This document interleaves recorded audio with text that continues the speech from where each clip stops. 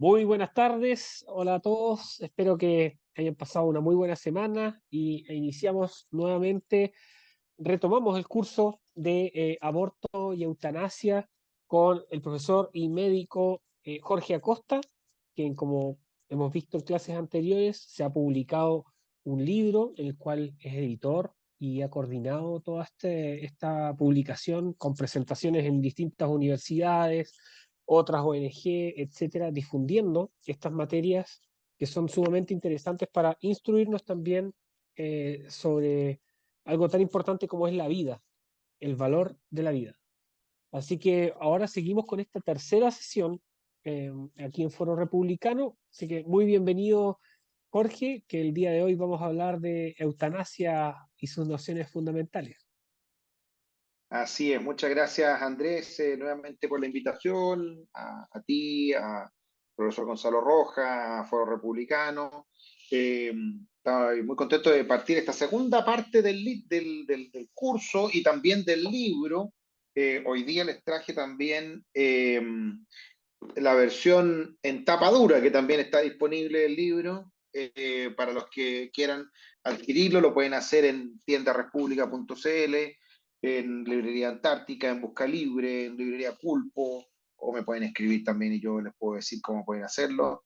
Y la gracia es que todo lo que hemos conversado en estas dos sesiones que llevamos y las dos que faltan, están ahí también latamente explicadas, y además en lenguaje sencillo y también para poder compartirlo, sobre todo con los estudiantes universitarios, secundarios, público general que quieran sobre este tema.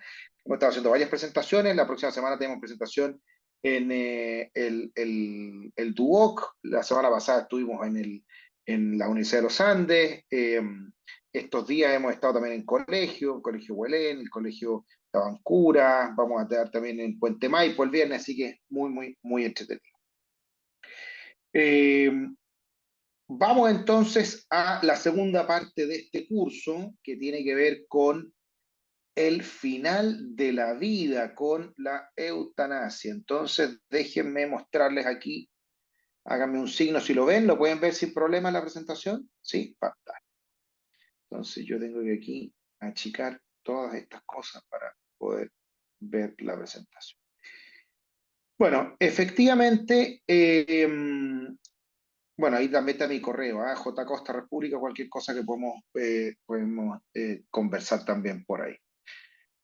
Así como habíamos comentado en las sesiones anteriores, que el inicio de la vida era súper claro en el momento de la concepción, ¿cierto? Cuando se unía el óvulo con el espermio en cigoto, y después teníamos una serie de etapas que permitían que la vida se fuera desarrollando, y que si bien éramos muy distintos al inicio, en el momento del desarrollo y el final de la vida, seguíamos siendo la misma persona, aunque evidentemente tuviéramos características físicas distintas. No es lo mismo un niño que un adolescente, que un adulto mayor, que tampoco un niño dentro de la vida intrauterina, ¿cierto? Un feto o un embrión, se ven de formas distintas, pero son la misma persona. Podíamos tener desafíos al inicio de la vida, pero también podíamos tener desafíos al final de la vida. Había un desarrollo que era continuo, que era único, que era etapificado, ¿cierto? Que tenía un inicio claro, que era la concepción, y un fin claro. Y podíamos ver que había ciertos dilemas bioéticos hacia el final de la vida. No solamente en el inicio de la vida, sino que también en el final de la vida. Y es ahí donde quiero que podamos profundizar en relación a el tema de la eutanasia y de otros conceptos que son fundamentales. Hay que saber, quizás vamos a profundizar más en eso en la próxima sesión, pero hay que saber que en nuestro país la eutanasia está ampliamente valorada de forma positiva. Estamos en torno a un 70% en todas las encuestas, la encuesta Bicentenario, en la encuesta CEP, en la encuesta CADEM. Cerca del 70% de las personas están a favor de la eutanasia. Pero si yo les preguntara qué entienden por eutanasia o por muerte digna, que es el sinónimo que algunos dicen, podríamos darnos cuenta de que hay muchas diferencias entre lo que las personas dicen que apoyan y lo que verdaderamente es.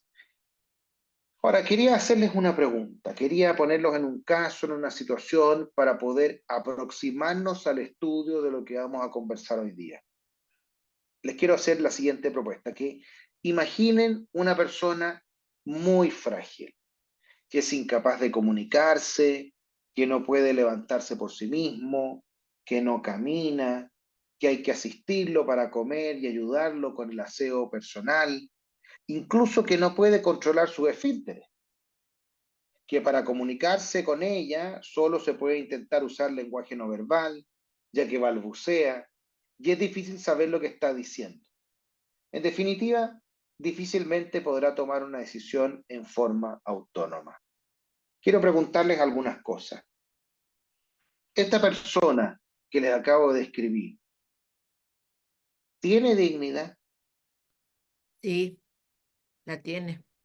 Es una persona, porque es una persona de Dios. Esta persona, ¿qué edad se imaginan que puede tener? A ver, ¿a quién se imaginaron ustedes? 60, puede ser un bebé o como puede ser una persona mayor sobre 80 o 70 años. Es bien interesante eso, ¿ah? Porque efectivamente muchos piensan inmediatamente en un adulto mayor, ¿cierto? Una persona postrada, una persona que ya no puede conectarse con su medio, que requiere cuidado durante todo el día, que no se puede alimentar por sí mismo, que no puede eh, comunicarse, que uno no sabe muy bien si está bien, si está mal, qué es lo que quiere. Bueno, perfectamente este puede ser un adulto mayor con Alzheimer, avanzado, postrado, eh, eh, que no se diferencia mucho también de un niño recién nacido. Un niño recién nacido no puede hacer más allá de las necesidades básicas y difícilmente uno puede comunicarse con él. Y por lo tanto, está en una condición de fragilidad muy similar a la que puede tener una persona adulta mayor. Pero lo interesante de esto es que también puede pasarnos a cualquiera de nosotros. ¿Alguien reconoce la imagen de quién está ahí o no? Aquí los pido. Cerati. Muy Cerati, bien. ¿no? ¿Y se acuerdan lo que le pasó a Cerati, o no? Sí, quedó con un accidente Problema vascular. cerebrovascular que ya no pudo comunicarse más. Cerebro ocular. Efectivamente. Fue Gustavo Cerati quien tenía una vida exitosa, famosísima, un artista extraordinario, que a muchos podrían decir que estaba en la plenitud de la vida y que de la noche a la mañana sufrió un accidente que lo dejó en una situación de fragilidad que podría compartir cualquier niño recién nacido y cualquier adulto mayor con las condiciones que ya les comenté anteriormente. Es decir, la fragilidad, sin duda, que uno la puede encontrar al inicio de la vida, al final de la vida, pero prácticamente en cualquier momento de la vida, nosotros podemos sufrir un accidente, accidente cerebrovascular, un accidente de tránsito, un accidente en una piscina y tener un estallido cervical, es decir, o incluso un cáncer cerebral. Hay tantas patologías que pueden generar que una persona que está, podrían muchos decir, en la cúspide de su vida, de la noche a la mañana caiga en esa situación de fragilidad. Y la pregunta que uno podría tener, y me pasaba en el colegio, uno de los colegios que estuve dando una charla el día lunes, y me decía un estudiante, pero bueno, ¿qué sentido tiene? ¿Qué sentido tiene que una persona que está en un estado vegetativo persistente, que no se puede comunicar, esté conectada, digamos, a la, a una máquina, ¿cierto? A un respirador artificial, a un ventilador mecánico, que esté conectada para hidratarse, que esté conectada para alimentarse, que esté conectada para todas las funciones mínimas?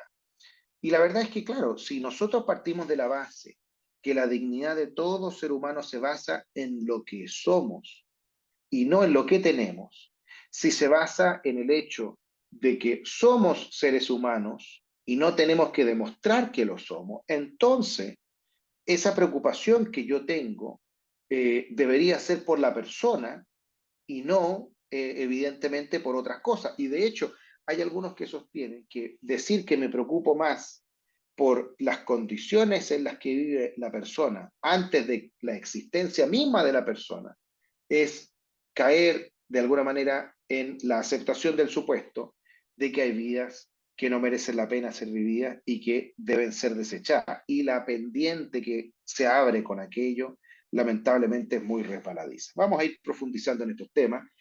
Y para partir también contarles el caso de la Terri Schiavo. ¿Alguien se acuerda del caso de la Terri Schiavo, no? Porque fue muy famoso hace algunos años atrás. Si no se acuerdan, no se preocupen, yo les voy a contar un poquito la historia. La Terri Schiavo era una mujer que Disculpe, estaba en me parece que estado... era una persona que había quedado en estado vegetal y que la mamá luchaba para que pudiese no desconectarla del estado de abogada para que se desconectara y no seguir perdiendo Así es, recursos sanitarios, creo. así es, así es. Aquí les cuento un poquito la historia del Terri Schiavo que nos hace pensar justamente en esto. Era una mujer que había estado en estado vegetativo persistente en Estados Unidos y que había fallecido luego de que el juicio que había llevado el esposo para que la desconectaran había sido exitoso. Era una mujer de 41 años que llevaba 15 años en estado vegetativo persistente y su esposo, Michael Schiavo, pedía que la dejasen morir en paz, afirmando que ella jamás hubiera querido vivir de esa manera. Ella falleció luego de que le habrían retirado el tubo, dicen en la prensa, que la mantenía viva, luego de que un tribunal hubiera ordenado que respetara los derechos del marido. Los papás insistieron sin descanso en que su hija podría recuperarse y que incluso iban a llegar a todas las instancias judiciales que fueran necesarias para que no le quitaran el tubo que la alimentaba. Ese tubo era un tubo que la alimentaba y que la hidrataba. Los tribunales de la mayoría de los jueces le dieron la razón al esposo, que tenía potestad sobre ella, y Terri murió en el lugar donde había estado años hospitalizada. Lo que le pasó a Terri Schiavo fue que había sufrido daños cerebrales en los años 90, cuando su corazón había dejado de latir debido a un desequilibrio químico que probablemente habría sido ocasionado por un desorden alimenticio que ella había sufrido. Los equipos médicos nombrados por el tribunal dijeron que la mujer se hallaba en estado vegetativo persistente, es decir, que no había posibilidad de conectarse con ella. Algunos decían que no estaba consciente, que carecía de posibilidades de recuperación. Lo que decía el marido, Michael Schiavo, es que su esposa le había dicho hace un tiempo que no deseaba ser mantenida viva por medios artificiales. En cambio, los padres y la familia decían que no era así. Incluso llegaron a decir que Terri reía, lloraba y le respondía de alguna manera y trataba de hablar y trataba de comunicarse con ella. Finalmente, Terri terminó falleciendo. Pero la gran pregunta que uno hace en estos casos, y que aquí quizás me adelantar un poquito lo que vamos a ver más adelante, pero que es relevante a propósito de este caso. ¿De qué murió Terri? ¿Quién se atrevería a dar una respuesta? La desconectaron. Terri murió de hambre. Sí. Terri murió de sed, porque ya no la hidrataron más, ni la alimentaron más por ese tubito, porque ella no podía alimentarse sola. Y todos los que estamos aquí, si nosotros no recibimos alimento y no recibimos agua, ¿cierto? Si no somos capaces de acceder al alimento y no somos capaces de acceder al agua, vamos a morir de sed, vamos a morir de hambre o vamos a morir asfixiados si es que nos quitan el oxígeno.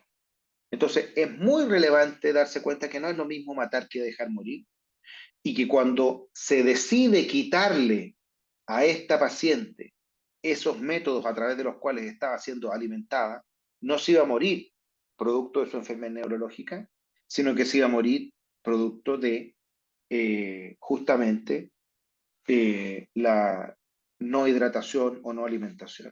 Y eso es súper relevante porque en estos temas hay que darse cuenta de que el acto médico entonces no fue un acto para salvarla, no fue un acto para quitarle el dolor, no fue un acto para que la paciente estuviera mejor, sino que fue un acto deliberado para quitarle la vida. Partamos entonces desde el principio, así como dijimos, ¿cuándo comienza la vida? La vida comienza en el momento de la concepción. Uno podría preguntarse, ¿cuándo termina la vida humana? Y la vida humana, conocida como el cese irreversible de la vida, de la existencia, ¿cierto? La muerte, ocurre en un instante en el que se verifica un cambio sustancial en el ser. Tanto el inicio como el término de la vida no son procesos, sino que son eventos instantáneos, cuyo momento exacto de ocurrencia no podemos determinar con precisión a través de mediciones empíricas, aún con todo el avance de la ciencia y la medicina. Es decir, diagnosticamos la muerte de una persona cuando ésta ya ha sucedido. Eso lo encuentro notable, porque efectivamente cuando uno se pone a filosofar, se da cuenta que uno no puede decir el momento exacto en el que el paciente muere, sino que uno puede decir que el paciente ya está muy cerca de la muerte, porque empieza a bajar su pulso, porque empieza a bajar su frecuencia respiratoria, porque su corazón ya no late, porque ya no tiene circulación, porque empieza a mostrar signos positivos de muerte y signos negativos de vida. ¿Ah? Signos positivos de muerte, los que les comentaba, que el corazón ya no late, que, perdón, signos negativos de vida, que el corazón ya no late, signos positivos de muerte, la rigidez que uno ve en los pacientes que fallecen, las livideces que se marcan en la piel, son cosas que uno ve en los pacientes fallecidos, pero el momento exacto en el cual el paciente fallece, uno no lo puede determinar. Y por lo tanto los médicos llegamos a certificar la muerte una vez que ya ha sucedido.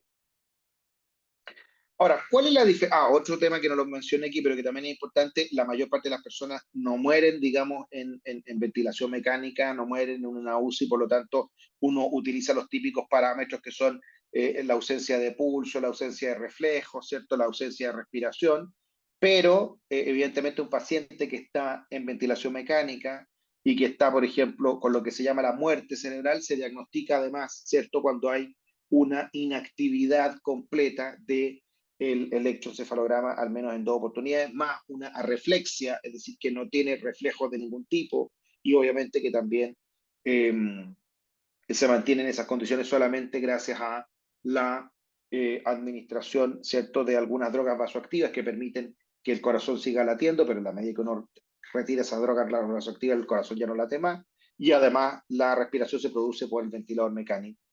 Pero en ese contexto el paciente está, ¿cierto?, con muerte cerebral porque ya su actividad cerebral, la actividad de organización del individuo que produce el cerebro no se está ejecutando.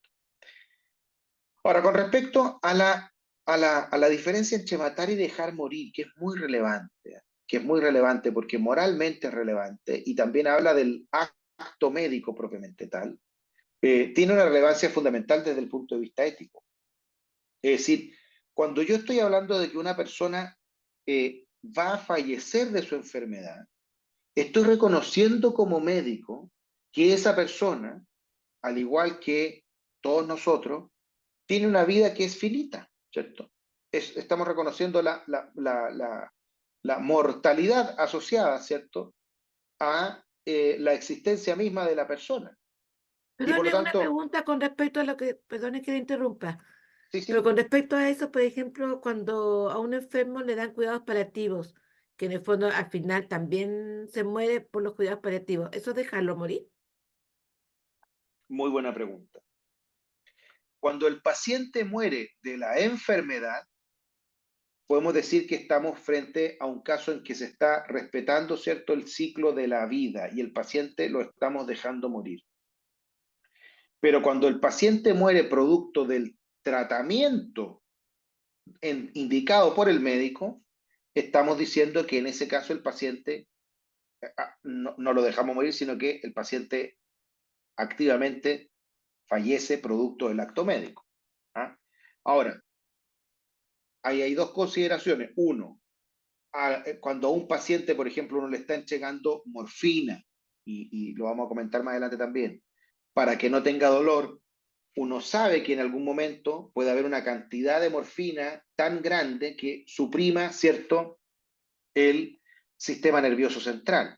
En ese caso, simplemente lo que uno considera es que es una situación parecida a lo que sucede con el principio del doble efecto. Y hay una pregunta en el libro muy interesante que habla sobre el principio del doble efecto, donde efectivamente lo que uno busca es suprimir el dolor del paciente, lo que uno no busca es que el paciente se muere. Si tuviera otra forma de hacer que el paciente no tuviera el dolor, lo podría hacer, como el caso de la sedación paliativa, que es lo que vamos a hablar más adelante. Pero una segunda consideración es decir, bueno, aquí es relevante considerar cuáles son los fines de la medicina. Los fines de la medicina son principalmente dos. Uno, salvar la vida del paciente. Y eh, en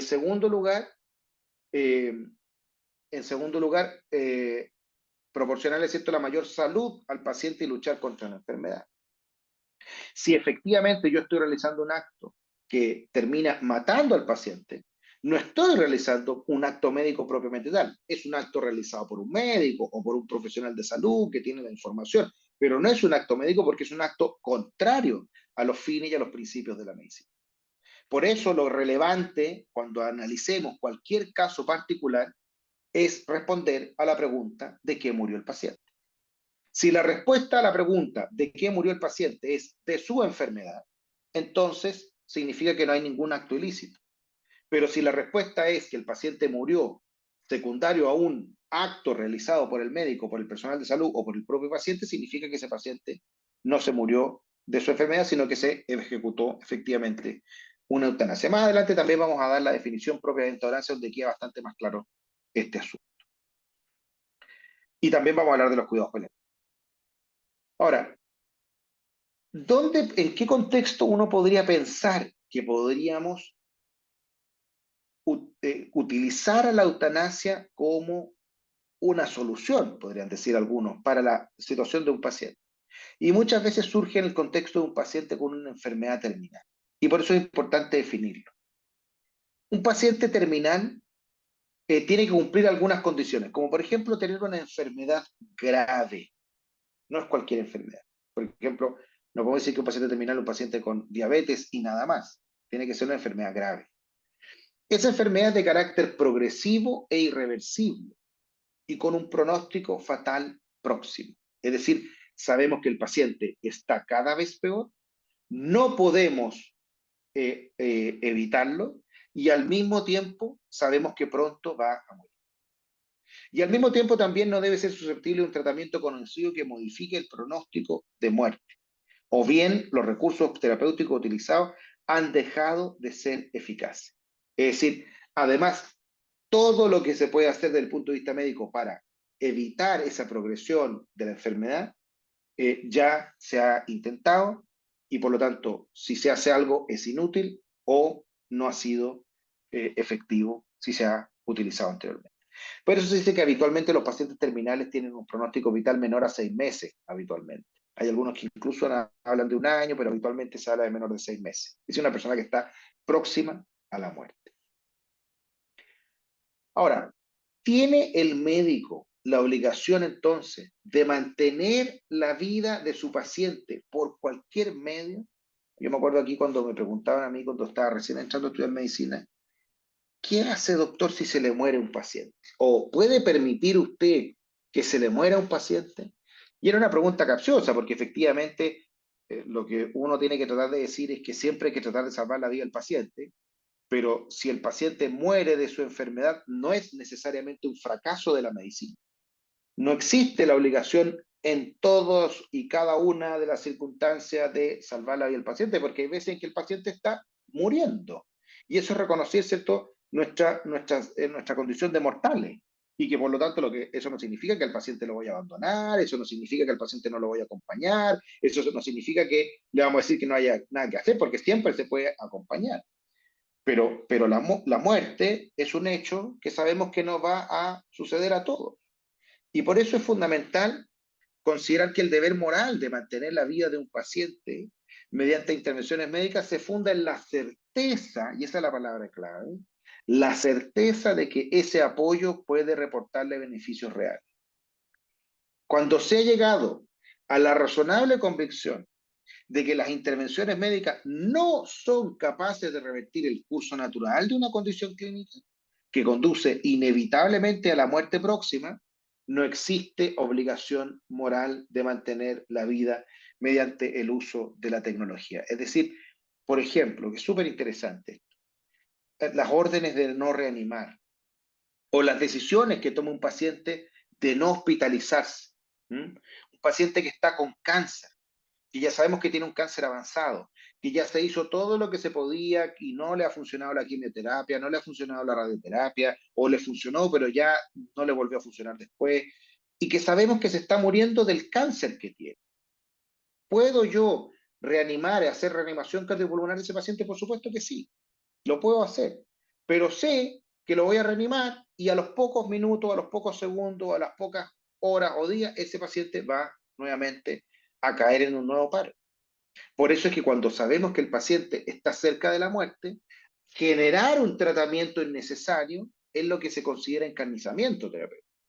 Y la no aceptación de la realidad clínica del paciente termina siendo un daño, una mal. Y lo que hay que hacer es reconocer, ¿cierto?, que en esas condiciones se puede apoyar al paciente, se puede hacer que no tenga dolor, se va a hidratar, se le va a entregar oxígeno, pero no necesariamente se va a reanimar. Y por eso, como les decía el otro caso, un paciente que tiene cáncer, que sabe que ya está en la última etapa del cáncer, que está con metástasis, que ya ha recibido todo tipo de tratamiento, pero ya se escapó de la ventana terapéutica, puede decidir libremente, ¿sabe qué? Si yo me estoy muriendo de mi cáncer, quiero morirme en mi casa, quiero morirme con mi familia, quiero morirme acompañado, no solo en un hospital a las 8 de la mañana, con nadie cerca. ¿Mm? Y eso es absolutamente lícito, porque ahí la persona fallece de su enfermedad. Y se hizo todo lo que se pudo para poder salvarlo. Entonces, doctor, usted me dice todos estos conceptos, pero estoy un poco confundido. Entonces, ¿qué es la eutanasia? Bueno, la eutanasia tiene que cumplir estas 4 condiciones para hablar de eutanasia. Es un hecho, ¿cierto?, que se caracteriza como una acción directa, es decir, absolutamente intencionada, que tiene como fin manifiesto provocar la muerte del paciente. Es decir, cuando la eutanasia fracasa, el paciente sigue vivo. En cambio, cuando un tratamiento médico eh, fracasa, el paciente se muere. Es radicalmente distinto a un tratamiento médico. El sujeto de la acción es un médico o cualquier persona del equipo de salud que lleva a cabo la acción de provocar la muerte de su paciente. Es decir, para que la eutanasia sea efectiva y para que sea exitosa, el resultado tiene que ser la muerte del paciente. Jorge, disculpa, ¿Sí? disculpa, que Francisca quiere hacer una consulta ahí justo mientras Sí, está... perdón, yo no lo Pregunta, estoy viendo porque para poder mirar acá, pero dígame, Francisco. acá, pregunta, ¿qué pasa, por ejemplo, en países, o también acá en Chile también lo quieren promulgar, cuando hablan de estos pacientes que dicen, eligen la muerte digna, porque ellos tienen una enfermedad, pero quieren morirse, aunque no estén tan enfermos, y eligen, como ellos dicen, la muerte digna y van y se practica la eutanasia? Exacto. Vamos a conversar en profundidad sobre eso más adelante, pero para adelantarle un poco, bueno, hay mucho que se reduce, ¿cierto?, a la definición de la etimología de la palabra, tánatos, muerte, buena, entonces dicen buena muerte o muerte digna, ¿cierto?, o muerte dulce, que algunos le dicen. Que es una forma, diría yo, eufemística de describir lo que significa la eutanasia. ¿Ah? Porque, de nuevo, uno podría preguntarse, ¿qué hay de dignidad en el ejercicio médico que pasa de decir y prometer y jurar en el juramento hipocrático que va a defender la vida de sus pacientes en todos los casos, a ser el que seleccione y que sea un verdadero catador de vidas? Y que diga, mira, esta vida merece la pena, esta vida no merece la pena.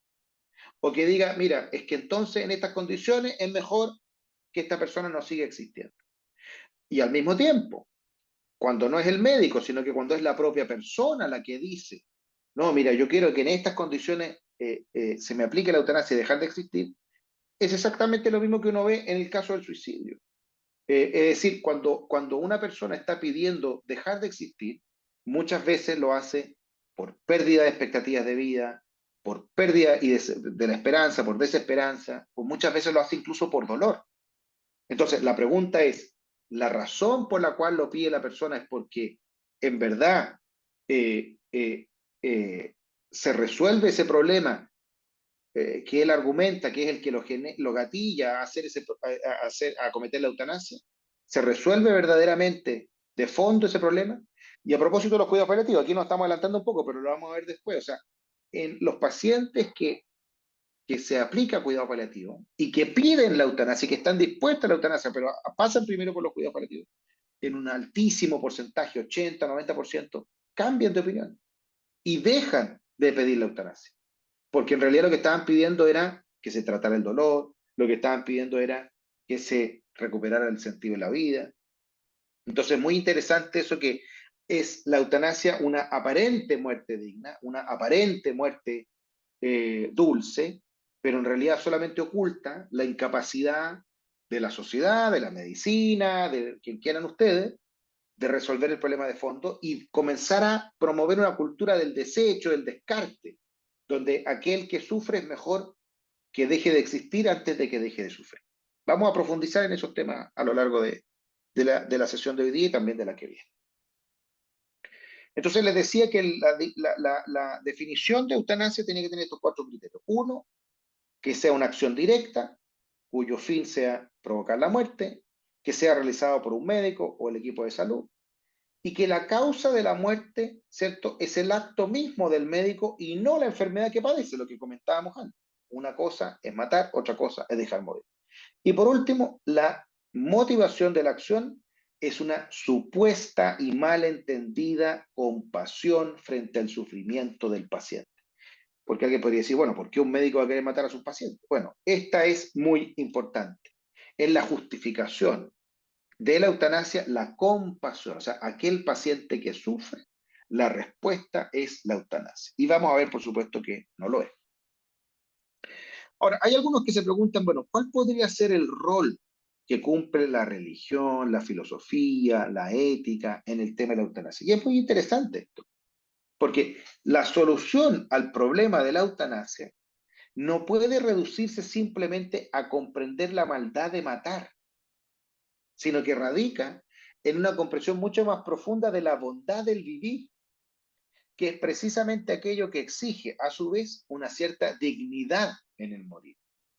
Si bien la ética fácilmente puede resolver el problema negativo de la prohibición del homicidio, y la reflexión filosófica y la fe también nos pueden ayudar, son mucho más superiores, son superiores en poder explicar y hacer incluso superfluo el concepto negativo y manifestar en medio del dolor la asombrosa dignidad del destino del hombre, en el sentido de que cuando una persona está sufriendo, cuando una persona lo está pasando mal, si yo estoy capaz de acompañarlo, de estar con él y demostrarle que aunque no lo pueda curar, no lo voy a abandonar, también le estoy diciendo en la práctica que él es más grande que su problema, por decirlo.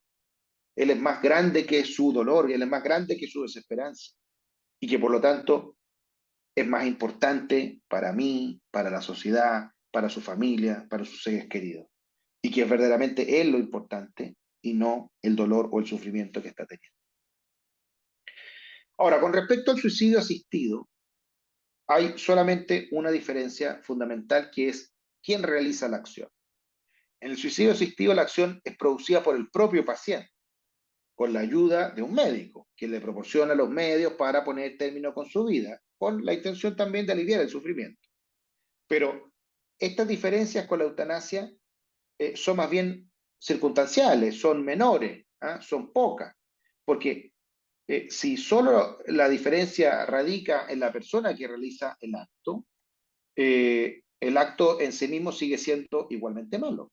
Es decir, la cooperación del médico y todas las personas del equipo de salud que intervienen en esto es igualmente próxima e inmediata, y por lo tanto también recibe la misma valoración moral, aunque no sea el médico el que aprieta la jeringa para que le deje latir el corazón, es el que le pasa la jeringa al paciente para que el paciente lo haga. Por lo tanto, es igualmente,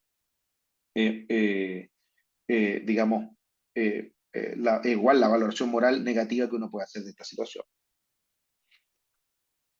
Ahora, ¿qué pasa cuando el propio paciente es el que pide morir? es correcto ayudar a morir a alguien que lo pide y que además exime de la culpa a quien lo realice, es decir, alguien que dice, mire, doctor, yo sé que usted no lo quiere hacer, yo sé que usted no lo haría bajo ninguna circunstancia, pero mire, lo estoy pasando tan mal que lo que quiero es que usted me ayude a dejar de existir y yo dejo firmado un papel para que usted no aparezca como responsable de esto y el responsable soy yo. Ahora, aquí de nuevo es interesante porque esto pasa a ser como las típicas utilizaciones del lenguaje que eh, eh, son contradictorias, porque habitualmente uno habla de ayudar a alguien con el fin de hacer algo positivo, algo bueno. Pero de nuevo, matar a una persona inocente no puede ser, bajo ninguna circunstancia, considerado como un fin bueno. Por lo tanto, el médico no puede acceder a los pedidos contrarios a los fines de la medicina, así como tampoco puede acceder a la mutilación de un órgano sano sin justificación terapéutica. Es decir, si llega un paciente que me dice, doctor, me quiero cortar un brazo, o quiero donar mi riñón y vender mi riñón para poder tener lucas, aunque sea por un fin muy positivo, yo no puedo acceder a eso, ni a cortarle el brazo, ni a sacarle el riñón para que lo pueda vender y pueda obtener financiamiento de alguna cosa que sea muy noble. Porque el acto en sí mismo es un acto negativo que no se justifica a pesar de que hayan buenas razones. Es decir, de alguna manera, el fin no justifica los medios. Ahora, esta es de las preguntas que me parecen más interesantes también y que son muy relevantes a la hora de evaluar este tema, porque las dos grandes justificaciones que pueden existir en torno a la eutanasia son los dolores intratables, el dolor insufrible, es decir, la persona que pide la eutanasia lo hace porque está sufriendo un dolor que no ha sido capaz de resolver la medicina, entonces por eso pide la eutanasia, por el dolor que sufre. Y la otra son los argumentos que tienen que ver con la desesperanza, la pérdida de sentido de vida, ¿cierto? Y por lo tanto ya no tiene sentido vivir y por eso es mucho mejor terminar con la vida cuanto antes. Y en este caso, con respecto a los dolores intratables, la respuesta que da Alex Lorenzano en el libro la encuentro extraordinaria y se las recomiendo de todas maneras. Cuando uno se enfrenta a lo que hacen los médicos habitualmente, sobre todo los que son expertos en dolor, se describe en la literatura que el dolor refractario a todo tipo de tratamiento es un síntoma muy raro. Puede existir, por supuesto, en medicina nada es 100%. Una persona puede tener un dolor refractario, pero ese dolor intratable sería un problema clínico rarísimo. No obstante, causa bastante alarma observar que hay países en los cuales la eutanasia es legal y los síntomas intratables, de dolor refractario, se reportan cada vez como más frecuentes. Lo que podría explicarse por el cambio de foco que genera la aceptación de la eutanasia. Hay un giro copernicano en la forma en que se enfrenta la eutanasia.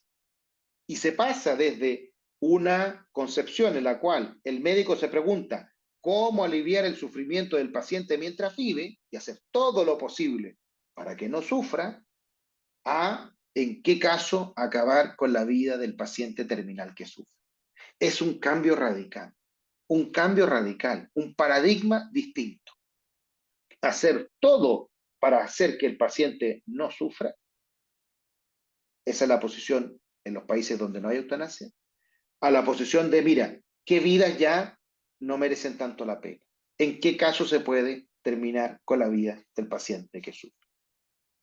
Y eso, créanme que es bien terrible, porque incluso genera la existencia de eutanasias que son voluntarias, es decir, que la persona libremente dice, mira, en este país que está a legalizar la eutanasia, yo quiero eutanasiarme, si es que estoy en ciertas condiciones, deja un testamento vital y dice, yo quiero eutanasiarme. Da eutanasias que son involuntarias, es decir, mira, hay un paciente que está en una condición grave y que nunca supimos si quería o no quería eutanasia, pero el equipo de salud decide que es mejor la eutanasia. Pero también se han registrado eutanasias no voluntarias, es decir, con pacientes que han dicho explícitamente que no quieren que se les aplique la eutanasia, pero luego de la evaluación del equipo médico, que ve las condiciones graves del paciente, Dicen, no, mira, aunque el paciente haya dicho que no, igual le vamos a aplicar la eutanasia porque no es digno que alguien esté en esas condiciones. Es decir, se cambia radicalmente el paradigma porque se comienza a cosificar la vida humana, se comienza a cosificar la vida del que sufre, se empieza a cosificar la vida de aquel que ha perdido la esperanza. Y también se agregan muchas veces los argumentos económicos. O sea, ¿por qué vamos a mantener con vida a esta persona si gasta tanto en la UCI? ¿O por qué esta familia va a tener que pagar una cuenta tan grande en el hospital si sabemos que el paciente se va a morir igual? Entonces mejor desconecte. Cambia el paradigma. Ahora, cuando un paciente está enfrentado a un dolor tan grande, ¿puede tomar una decisión libre? Es interesante esta pregunta. Es decir, ¿qué es lo que lleva a que el paciente decida la eutanasia? ¿Su decisión libre e informada o es el dolor insufrible que está experimentando que lo lleva a pedir la eutanasia? Ahora, es importante que sepamos que antes de caer en un estado de inconsciencia inducido por los analgésicos potentes, es muy posible que los sufrimientos puedan impedir un razonamiento con toda lucidez. Y por lo tanto, existe el riesgo de que un paciente no actúe con toda su libertad, ya sea por los tratamientos que le generen una disminución de la capacidad de poder tomar decisiones, pero también por el dolor. No olvidemos que las técnicas de tortura y que buscan como objetivo quebrantar la voluntad de la persona y por lo tanto obligarla a hacer algo contra su voluntad, delatar a un compañero, entregar información, sea lo que sea que busque la, la tortura, se basa, entre otras cosas, en el dolor, en generarle un dolor insufrible a la persona de manera consistente que haga que cambie de opinión y que vaya contra su propia voluntad, quebrar al paciente. Entonces, evidentemente, una persona que está con dolor, lo que hay que hacer es tratarle el dolor antes de quitarle la vida. Ahora, hay algunos que dirán, bueno, pero está bien, supongamos que usted puede hacer que no tenga dolor.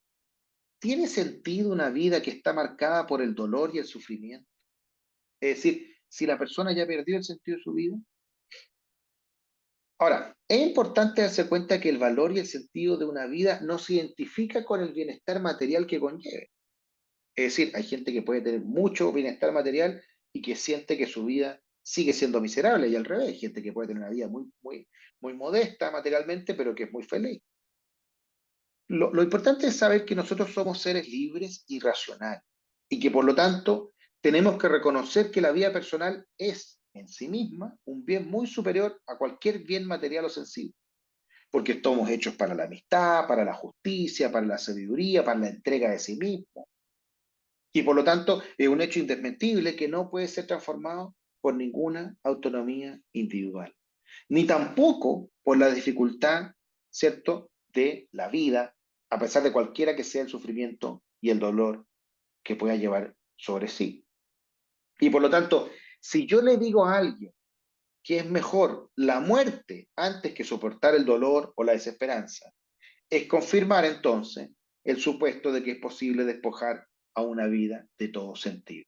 Es decir, del momento en que yo digo que es lícito, entonces en ese minuto le estoy confirmando que puedo despojar a su vida de todo sentido.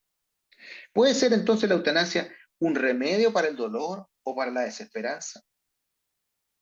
Aquí Felipe Bedu sostiene que es un eufemismo trágico y criminal, que es una compasión malentendida, porque una compasión artificial es aquella que no quiere padecer con la persona, sino que más bien se trata de una compasión que no intenta hacer propio el sufrimiento del otro, porque la verdadera compasión trata de asumir su carga en tanto cuanto sea posible, de acompañar a la persona, de darle sentido a su dolor, de revelarle el valor de su vida sin importar las circunstancias difíciles. Tú eres importante y valioso para mí, tanto que quiero estar contigo y acompañarte.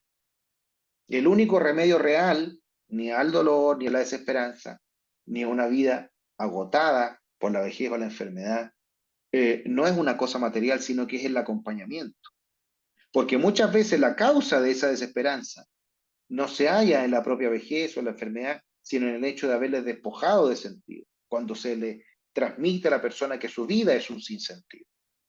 La eutanasia, por lo tanto, no hace más que confirmar ese despojo, puesto que para ti ya no hay esperanza, es mejor acabar de una vez. Nos van quedando pocos minutos, quiero dejarles algunos minutos para las preguntas, pero quiero también hablar de algunos conceptos médicos que son importantes que nos iluminen en la discusión de este tema. Uno tiene que ver con la proporcionalidad terapéutica, que son los juicios que utilizan los médicos para entregar o no un tratamiento y para saber entonces si es proporcionado el tratamiento o desproporcionado. Y si se debe o no limitar el esfuerzo terapéutico porque ya hay tratamientos que pasan a ser desproporcionados.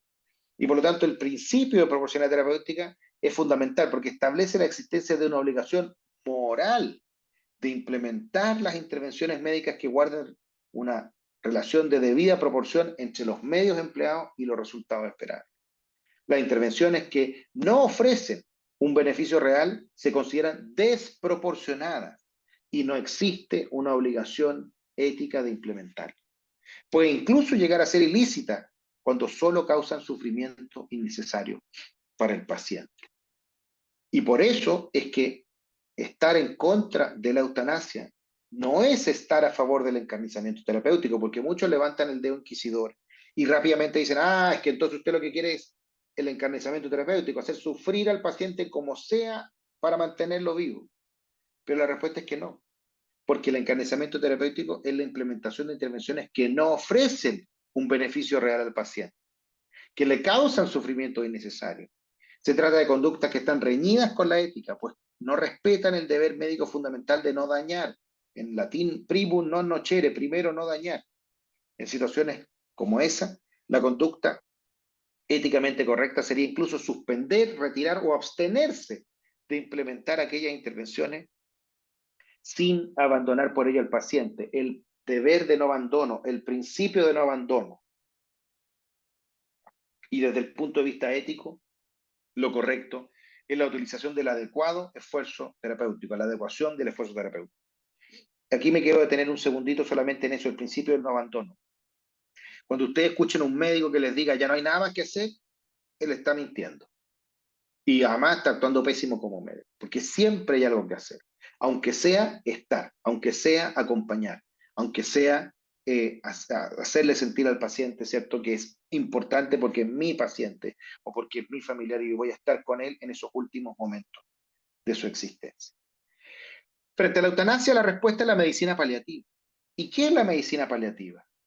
La respuesta propiamente humana es la medicina paliativa, son los cuidados de una asistencia activa, no pasiva, activa, que es global o que es holística, como les gusta decir a algunos médicos. Es decir, es completa, de todas las personas de distintas edades con sufrimiento grave relacionado con su salud, debido a una enfermedad severa, muchas veces pacientes terminales, y que especialmente requieren su cuidado cuando están cerca del final de la vida. El objetivo es mejorar la calidad de vida de los pacientes, de sus familias y de los cuidadores. Los cuidadores muchas veces son los que sufren el síndrome del cuidador, cuando tienen que estar cuidando 24/7, los 365 días del año a su familiar. Y sin descanso terminan con un síndrome que se llama el cuidador o el burnout, cuando terminan verdaderamente quemados con esa situación, porque por un lado quieren a su familiar, lo aman, lo quieren cuidar, pero por el otro lado están agotados porque no duermen, no descansan y viven para cuidar al paciente. Por lo tanto, es importante aplicar también en los cuidados paliativos un apoyo a los cuidadores. Aquí tiene que haber una identificación temprana de los síntomas, una evaluación impecable, el tratamiento del dolor y otros problemas, sean de orden físico, social o espiritual. Un paciente puede necesitar, por ejemplo, medicamentos para las náuseas, no solamente para el dolor. Puede necesitar, por ejemplo, una alimentación adecuada que se adecue a la situación en la que está. Puede necesitar también ordenar desde el punto de vista legal su situación, para algún testamento, para poder proteger a algún familiar que no quede desprotegido, e incluso la vida espiritual. Hay un estudio reciente de la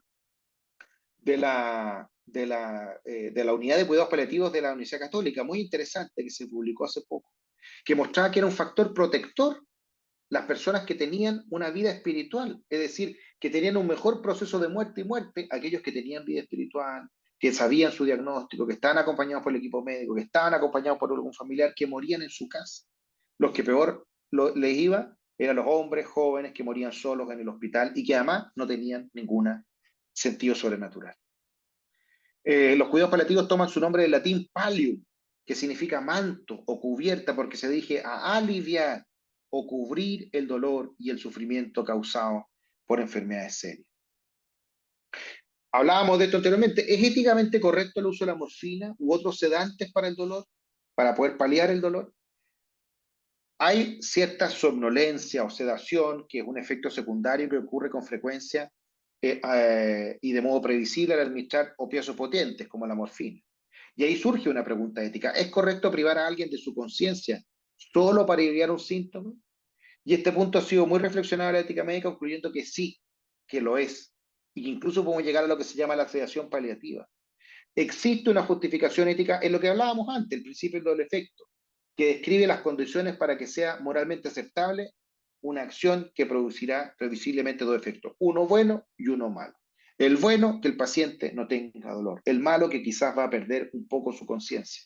Pero es mejor privar a alguien de su conciencia antes que privarlo de su existencia. Y eso es lo que se logra con la sedación paliativa. En la eutanasia se pueden prescribir fármacos en dosis que son letales, cuyo objetivo es provocar la muerte del paciente en estado terminal. Está la intención de aliviar su sufrimiento, pero se produce la muerte. En cambio, en la sedación paliativa se administran los fármacos sedantes suficientes para mitigar el síntoma físico refractario, como el dolor, con la intención de aliviar al paciente mientras viva. Se trata de un recurso que es extraordinario, que es prescrito por el equipo de especialistas en cuidados paliativos, en aquellos casos en que no se logra el control adecuado de los síntomas físicos con toda la terapia disponible. ¿Sería la eutanasia entonces, para terminar, mala, incluso si estuviera permitida por ley? ¿Qué pasa, doctor, si el día de mañana se aprueba la eutanasia? ¿Dejaría de ser mala? Y la respuesta es clara y categórica. Nos dice Joaquín García Duro: si es lícito matar por compasión, ya no es verdad que nunca se puede matar. Y significa entonces que habría homicidios justos, homicidios necesarios, homicidios justificados y vidas indignas de ser vividas. Les dejo esta viñeta, estos dibujos que son muy interesantes y que no nos deben dejar de orientar cuando uno de repente con estos temas está en situaciones complejas. Hay muchos que podrán decir: mira, cuando la vida es muerte, la muerte es vida, y mi vida es mi propiedad privada, y por lo tanto pido eutanasia, please.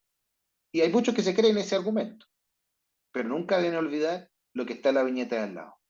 Es decir, cuando caemos en la eutanasia, muy por el contrario, antes de relevar la autonomía o la decisión del paciente, lo que estamos haciendo es justificar lo que vemos al lado derecho, en que el médico, la familia, el personal de salud que promueve y avala la eutanasia, está dándole simplemente un empujoncito a la muerte y haciendo, o el abogado, porque parece que es un juez el que está con el mazo en la mano, el que está de alguna manera dando un empujoncito a la muerte y gatillando verdaderamente la muerte, está siendo verdaderamente el verdugo de la vida de esa persona que sufre. No lo está ayudando, sino que lo está eliminando. Preguntas. Tengo una Creo que consulta tenemos con unos minutos. respecto a cuando usted habló de cuando el doctor dice, por ejemplo, usted dice, hoy ya no hay nada más que hacer. O el paciente va al médico y el médico le dice, sabe que su cáncer está, no sé, tan extendido que no hay nada más que hacer. Eso es parte malo del doctor, como usted explicaba, pero si el hacer después lo que el paciente quiere, y igual se va a morir, ¿qué es mejor? ¿Que lo haga o que no lo haga? Bueno, siempre hay que evaluar los casos dependiendo de la situación particular, pero uno podría decir, claro, no hay nada que hacer en tanto curar al paciente. No hay nada que hacer en tanto detener el cáncer. Uno podría decir eso.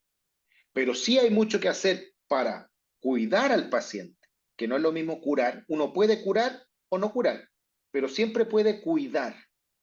Y cuidar es parte esencial de los cuidados paliativos, que el paciente no tenga dolor, que no tenga náusea, que no se sienta agobiado, que esté tranquilo, que resuelva sus problemas legales, que resuelva sus problemas espirituales. Eso es muy importante, porque cuando reduzco la medicina simplemente al curar y no al cuidar, estoy haciendo una muy mala medicina. No. Y parte esencial del cuidar es el no abandonar, el no descuidar. Porque en este mismo estudio que yo les decía de la Universidad Católica era notable que la impresión que tenían los pacientes, hicieron un estudio, la impresión que tenían los pacientes que estaban acompañados por su equipo de salud y ellos que sentían que estaban acompañados en un 60-80%, tenían un mejor proceso de muerte. Pero los propios paliativistas le hicieron la pregunta, ¿cuándo fue la última vez que vio a su médico, a su enfermera, a su asistente social? Y solamente el 20-30% lo había visto en el último mes antes de la muerte. Y ellos sostenían que un cuidado y un acompañamiento, los especialistas, tenía que haber sido por lo menos la última semana. Entonces, es fundamental el tema del no abandono, de que el médico esté presente, el equipo de salud esté presente, que la familia esté presente. ¿Ah? Porque efectivamente, incluso si yo no considero ningún argumento sobrenatural, que son, creo yo, los más importantes y que ayudan más a entender el sentido de la vida, porque si no, la vida se termina en un sinsentido, digamos, si no le da sentido sobrenatural, pero incluso desde el punto de vista, podríamos decir, empírico, objetivo, aquellas personas que tienen ese acompañamiento, que tienen esa espiritualidad, que tienen ese apoyo del equipo médico y de la familia, tienen una mejor calidad en el proceso de muerte y la muerte que aquellos que no lo tienen. Gracias. Gracias a ti, Francisca. Jorge, voy a leer, antes de darle la palabra a Patricio, algunas preguntas que hay acá. Súper. Mira, Perdón. aquí Y nos una dice, cosa que también Francisca preguntó y que no la respondí, pero que la preguntó al final también. ¿Y qué pasa si esa persona puede decidir? Tú dijiste también. Sí, la persona puede decidir, por ejemplo, muchas veces hay que ver el caso específico, pero hay personas que dicen, mira, este tratamiento no te va a hacer daño, pero podría generar eventualmente un beneficio en que tenga 1 año más de vida, o 2 años más de vida, o 6 meses más de vida, y hay pacientes que lo aceptan y pacientes que lo rechazan, por ejemplo, que eso es bien habitual. Hay gente que dice, mire, yo no me quiero hacer quimio porque no quiero tener una vida mala como la tiene el paciente con quimio, y otros que dicen, sí, porque quiero alcanzar a conocer a mis nietos y van a ser en 3 meses más, entonces 3 meses más. Esas son decisiones prudenciales que hay que ver, pero de nuevo, todo tiene que ver con la situación en la que está el paciente y la decisión que se toma. Que no es lo mismo que, claro, un paciente joven que tiene buen pronóstico, que no sé, una mujer con cáncer de mama, que sabemos que está súper bien diagnosticado, que tiene buen tratamiento y que, claro, lo va a pasar mal con la quimioterapia, pero se va a sanar. ¿Te fijas? Ahí, evidentemente, si decide no tomar ese tratamiento, es porque probablemente no ha tenido, digamos, la explicación que corresponde o porque puede ser que tenga una depresión de fondo y que ya no tenga sentido la vida, pero tú le tratas la depresión, va a volver a recuperar el sentido de vida y va a poder volver a tratarse. Eso depende mucho del caso. Ahí sí creo que te respondí todo, mi querida Gracias. Francisca. excelente. Mira, dice Mario, profesor Acosta, buenas tardes. ¿Es efectivo que en algunas oportunidades, en algunos hospitales públicos en Chile, cuando hay escasez de camas, se le aplican ciertas sustancias químicas para acelerar el proceso de muerte en pacientes de enfermedades terminales de mucha edad? La doctora Cordero ha hecho mención a dicha situación en varias oportunidades. Muchas gracias, eso dice Mario. Mira, al menos yo no tengo registro de aquello, ¿ya? Y esto se parece mucho a lo que se habló en tiempos de pandemia, lo del dilema de la última cama. Es decir, mira, no tenemos más camas disponibles, llega un paciente joven, tengo un paciente adulto mayor, ¿qué hago? Desconecto el adulto mayor y se lo doy al joven. Eso era lo que se hablaba que podía suceder.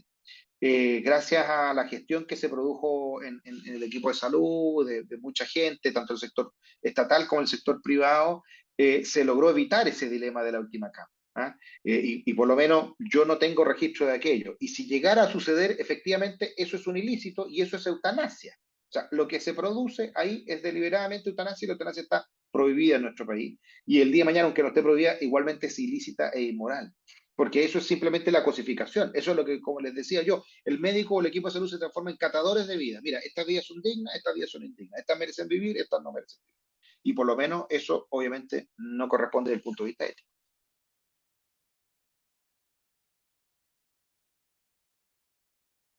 Tú me dices, Andrés. Oye, No te tenemos a escuchamos. Ahí sí. Gonzalo Álvarez que dice, ¿existe una mayor proporción de eutanasias en el sector público o privado? ¿Y quién legisla sobre esto en los organismos de salud? Bueno, en general, cuando se aplican las leyes de eutanasia en los países, se permite tanto para el sector público como el sector privado. Nosotros en el libro no hicimos el doble clic, digamos, para esa pregunta, porque también depende mucho de los sistemas sanitarios. Hay algunos sistemas sanitarios que prácticamente no tienen una diferenciación tan marcada entre un sistema y otro, y sería interesante ver si es que hubiera resultados en ese sentido. Por lo menos, como te digo, nosotros no lo hemos estudiado y sería interesante analizarlo y ver los resultados a la luz de lo que se encuentra.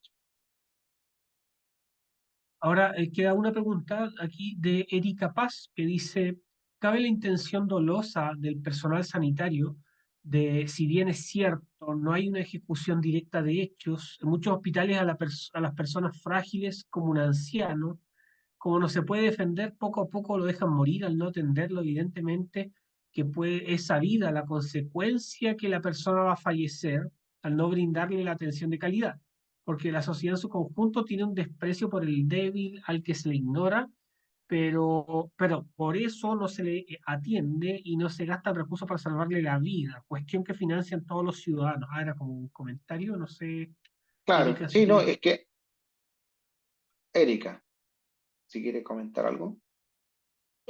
Sí, bueno, la pregunta es más que nada eso, de que a lo largo, ¿cierto?, de toda la exposición usted nos ha indicado del tema de, digamos, el dolo o no, digamos, la directa o indirecta ejecución de los hechos. Pero en el caso, por ejemplo, de una persona que está hospitalizada y que no se le brinda la atención acuciosa como corresponde para salvarle la vida, en algún minuto se va a desencadenar lo peor.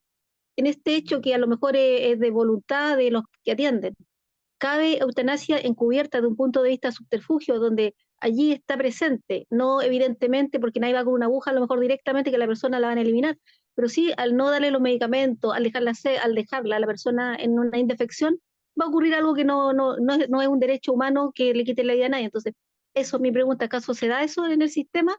Directa, indirecta, encubierto, cubierto, ¿cómo lo ve usted como doctor?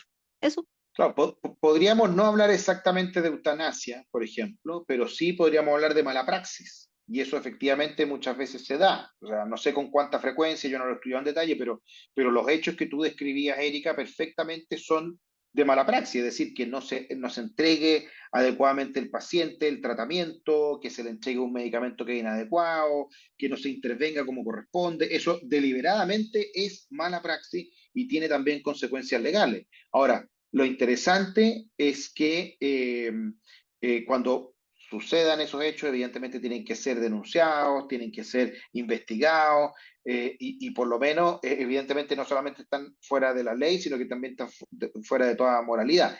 Yo no conozco casos específicos, pero evidentemente pueden existir y en ese caso lo que hay que hacer es actuar en consecuencia. Listo, gracias. Gracias a ti, Ahora queda Patricio Mancilla, que ya estamos en la hora. don Patricio. O sea, hola, Jorge. Muchas gracias por la presentación. Primera vez que participo en realidad en algo como este tema tan importante y visto de esta manera. Así que te agradezco mucho esta exposición. Mira, yo personalmente creo que la eutanasia en Chile existe y el aborto también, solo que no es oficial, digamos. Se da. El aborto y la eutanasia se da en la práctica. Entonces, yo creo, pero te hago la siguiente pregunta en esta. Porque si nosotros, realmente la sociedad nuestra, tomar en cuenta lo que tú estás mencionando, tendríamos que formular una especie de una sociedad provida. O sea, tiene que haber, antes que eso, ¿cierto? En la práctica, ¿cierto? Antes que eso tiene que haber una filosofía, digámoslo así, de la vida. ¿Mm? Y la verdad que eso no está sucediendo. Entonces está aparte. Entonces, resulta que no hacer eutanasia, o sea, estar en contra de la eutanasia se vuelve caro, muy recontra caro, por ejemplo. O, por otra parte, cosas que son inalcanzables. Por ejemplo, por ejemplo, que el paciente, digamos, que esté en ese caso, la ayuda espiritual necesaria, por ejemplo, ¿ya? O la ayuda, otro tipo de ayuda. Entonces, eh, o sea, es bueno saber esto. El tema está en que casi lo encuentro impracticable en este momento con este ambiente de cultura de la muerte. Entonces, ¿qué opinas de esa parte?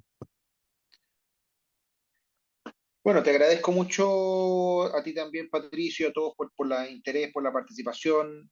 Bueno, una de las motivaciones que teníamos para escribir el libro era justamente esto, que muchas veces estas discusiones no se dan, estas reflexiones no se hacen, estos argumentos no llegan, la finalidad principal del libro es poder llegar a la mayor cantidad de personas para tratar de tratar el tema, de entregarles argumentos y de debatir y de discutir.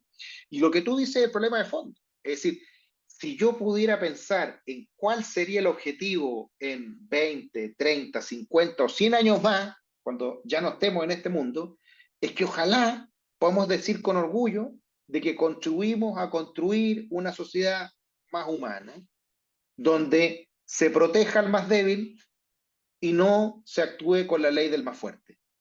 Es decir, ¿de qué sirve estar en sociedad? ¿De qué sirve tener tantos aviones? ¿De qué sirve tener tanta tecnología? ¿De qué sirve tener tanto internet? ¿De qué sirve tener tantas cosas que tenemos hoy día si no somos capaces de reconocer que lo más importante es proteger a los más débiles? Sino que hacemos todo para cosificar al ser humano y para valorarlo según lo que tiene y no según lo que es. Porque lamentablemente eso es lo que vemos. Y esto traspasa todas las discusiones que quieras. Mira tú, por ejemplo, la discusión de las drogas, que nos vamos a salir un poco, pero que yo creo que es muy interesante para esto mismo. Tanto que los argumentos que escuchas tú de los liberales, que dicen, no, mira, cada uno que decida si se quiere drogar o no, que terminemos con esta cuestión de las drogas perseguidas ilícitas, que cada uno se drogue si quiere, porque para eso está la libertad. Y esa visión individualista choca con la realidad, y te lo digo como médico. O sea, cualquiera que vaya a una población y hable con una mamá que tiene un hijo que se droga, yo estoy seguro que el problema no se le va a resolver y ella no está pidiendo que a su hijo le venda la droga con boleta, ¿ah? O que tenga un lugar sano, ¿ah? Entre comillas, donde pueda ir a drogarse y que no genere daño a nadie, porque en sí misma la droga es un problema. Entonces, cuando estamos frente a situaciones como el aborto, uno ve una parte nomás. Pero ¿qué pasa con esa mamá que se abortó y que después tiene un hijo y que sabe que hay un hijo que lo dejó nacer y hay otro que no? O cuando hay una familia que ha pensado o ha generado un acto eutanásico, ¿qué pasa con esa familia que reflexiona siempre y dice, chuta, ¿cuánto más podría haber vivido mi papá? ¿Cuánto más podría haber vivido mi mamá? ¿Cuánto más podría haber estado con nosotros? Lo he hecho tanto de menos. O sea, es toda una situación mucho más compleja, porque los humanos somos complejos, que simplemente el acto de la libertad, ¿ah? De si sigo o no sigo, si existo o si no existo. Entonces, claro, lo ideal sería que en pocas décadas, pero aunque sean siglos más, podamos llegar a la conclusión de que hay cosas que son inaceptables. Así como hoy día es inaceptable que alguien diga que quiere renunciar a su libertad y ser un esclavo de alguien, y ya no existen los esclavos, ni por condición social, ni por raza, ni por nacimiento, ya no existen, y por lo tanto es inhumano pensar en promover la esclavitud, aunque sea bajo el pretexto de la libertad, así como es inhumano o es indigno o no corresponde, ¿cierto? Y es ampliamente respetado, ¿cierto? Que no se puede establecer que hay seres humanos de primera y segunda categoría por origen étnico o por creencia religiosa, eh, eh, eh, y sí lo vimos hasta hace poco en la historia. Bueno, yo espero que el día de mañana también sea lo mismo con estos temas, con el aborto, con la eutanasia y con varios otros temas más que tienen implicancias morales. Excelente, muchas gracias, Jorge. Gracias a ti, Patricio. Bueno, Nos pasamos un poquito, Andrés, pero está sí, entretenido. está bueno. Oye, muchas gracias, Jorge. Estuvo excelente la presentación. Nuevamente muy ilustrativo sobre estas materias que son tan importantes. Y bueno, gracias a todos los que se conectaron el día de hoy a esta charla. Nos vemos la próxima semana en la nueva sesión sobre eutanasia y la situación actual de Chile, que va a ser una profundización también de esta introducción del día de hoy. Así que muchas gracias, Jorge. Un saludo a todos también y que tengan una muy buena tarde-noche.